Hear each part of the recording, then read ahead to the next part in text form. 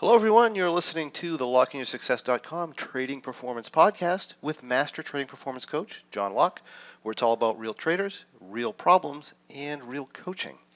This is episode number 14, and today I'd like to share with you an excerpt of the exciting conversation that Stephen, Dave, and I had in one of our pro membership webinars last week about developing and testing options trading strategies in the pursuit of reaching our impossible trading goal. To me, and I think John would agree, that are pretty pertinent when you're doing trade construction like this and analyzing it. The aha moment for me was, wait a minute, what if I just stick a mirror up to this equity curve? Flip it.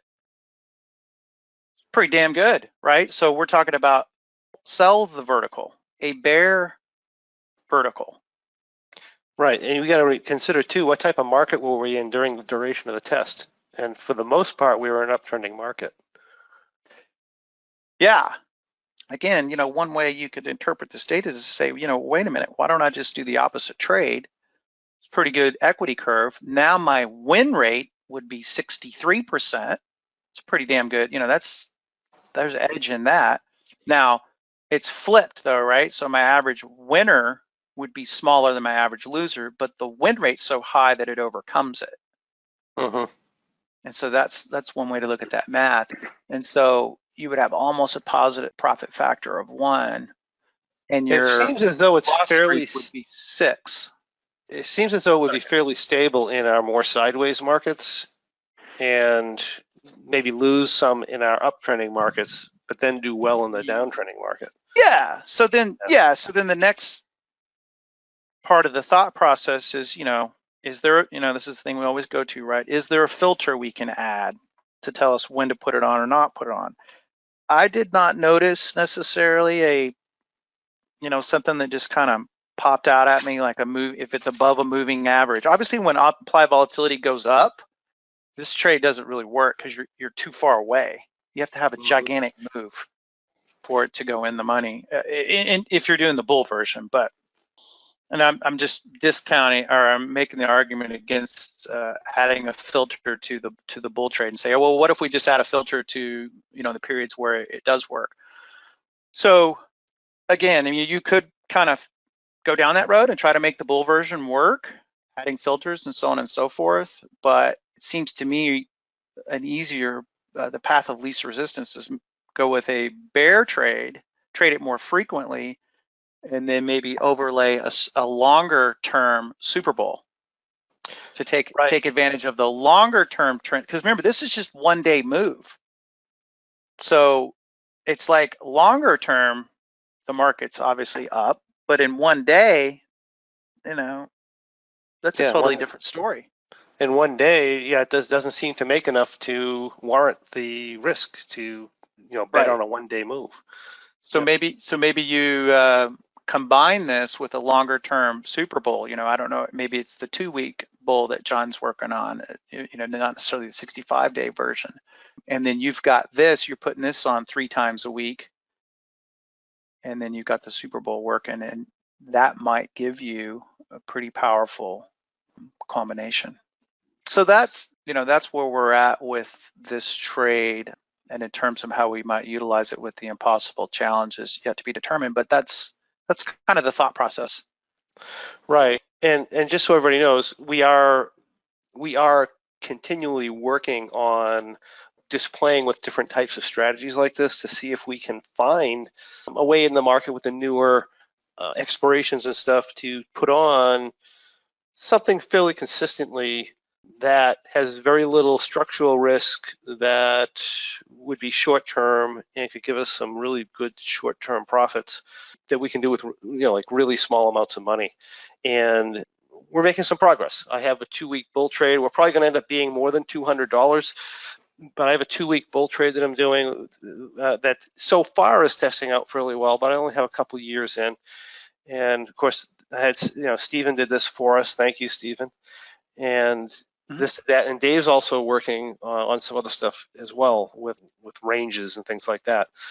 And all this is good information. If we can do this, it may give us maybe I don't know if I'd say a better way to trade, but it gives us some other options. And, I think we were talking, Stephen, too, is taking these short-term wins and building the account up and parlaying that into, growth stocks or into some sort of a parking portfolio or something like that, something that gives dividends. So once the trader, I mean, I'm doing that now, right? I have my parking portfolio, which I have quite a bit of money in. It's extremely stable. It goes up at a very consistent pace. Market crashes, barely bother it. It doesn't go up as fast as the market generally, but like I said, it doesn't go down very much either. But the dividends that pull off of that are pretty high. So it's a way to basically make some money maintenance free with spare capital that you have. It's an alternative to what some people are doing who are making a tiny amount of money with this huge amount of risk, where if you had the right situation line up in the marketplace, you could lose a ton of money, that could take you years and years to make back. So I think at least going through this and searching this out it's going to help us open up our minds a little bit, consider new possibilities, and we'll see what we can come up with. Hey, Yeah, John. you know what? Oh, go ahead, Dave. Yeah, I was just going to say, I think one of the really great things about going through this process it's not so much, if you find all of a sudden you go through this process and you find out, oh, gee, like we looked at this one and say, oh, it doesn't work. But what you gain out of it is that in the process of designing, creating, testing, you truly do find what it takes to really understand the makeup of trades and how they truly affect you and how does it work in different market environments, and how just little tweaks to certain things like Stephen was saying, well, $2, okay, 2 to 3, risk reward. Those are all variables that you can switch around and try different ones to see how they work. And, it's pretty amazing that what you learn actually by going through this kind of a process. It's not so much, you might say, well, gee, okay, I went through this and gee, we didn't find a trade that works. Yeah, but what you found was you gained a lot of learning as to really truly understand how the market works, how these options work with different risk rewards, the time frames. There's so many aspects of this where I think anybody just trying it, as John, as you point out, just going out to try some impossible thing. There's so much value in doing something like that, and you really don't get it until you actually go and try and doing it yourself. I mean, people can hear what Stephen put on, which was very, very well done and nicely portrayed here, but still, to be able to go through and actually, try something yourself, there's a tremendous amount of learning in that. Yeah, and two thoughts that prompted, Dave, which was good, is you may or may not be able to test this automatically in say TradeStation, for example, but what you would not have gleaned through an automated test was the fact that when IV is pumped up, this trade doesn't really work. In other words, IV gets pumped up when we've been selling off, right? So then you think, oh, wow, that's a good time to put on a bullish trade if you think you're going to bounce. Well, more often than not, that trade lost because it was pushed too far away with the $2 constraint. So you're not going to glean that from an automated test. I think that's why John, is not a big fan of backtest automation, because that kind of stuff you're not going to discover. There are places for it, don't get me wrong, and uses, but in this particular instance, a manual backtest was you're going to glean a lot more from the trade. And to Dave's point, it might help you evolve the trade just having that bit of knowledge. And another thing is you say, well, I've got the high win rate if I flip this to a bear trade, but I do have that low average winner. So you can manipulate the math by saying, well, why don't I move it to $2.50? Make it more one-to-one. Does that work? You say you take in a credit if you're going to go the bear trade route, take in a credit, move a little closer to the market, and get that extra 50 cents. Now, what does that improve the math? The math right now is not bad.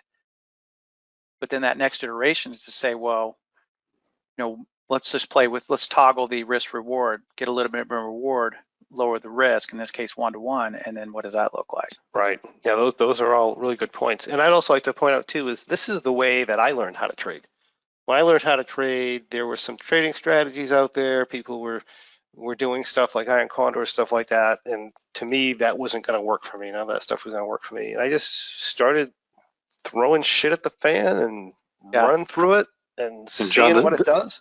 And John, this is my my continuing effort in learning is by doing this. Yeah, exactly. And you continue to learn because the markets have been shifting around a little bit, right? Go ahead, Stephen. Well, the way I look at it, there's always more to learn. Yeah, well, it's endless.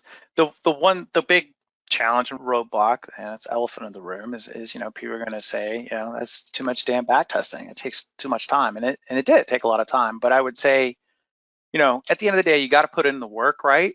But the way I approached it was to say, I'm going to commit to 15 to 20 minutes a day. I'm just going to do some testing, as Stephen, opposed to I want to be a professional basketball player, and I just don't want to practice. Yeah. Right. But to kind of break down this monumental task of, man, that's a lot of back testing, and I need a 3-hour window to do it all. You're trying to find somebody else to do those foul shots for you. Yeah.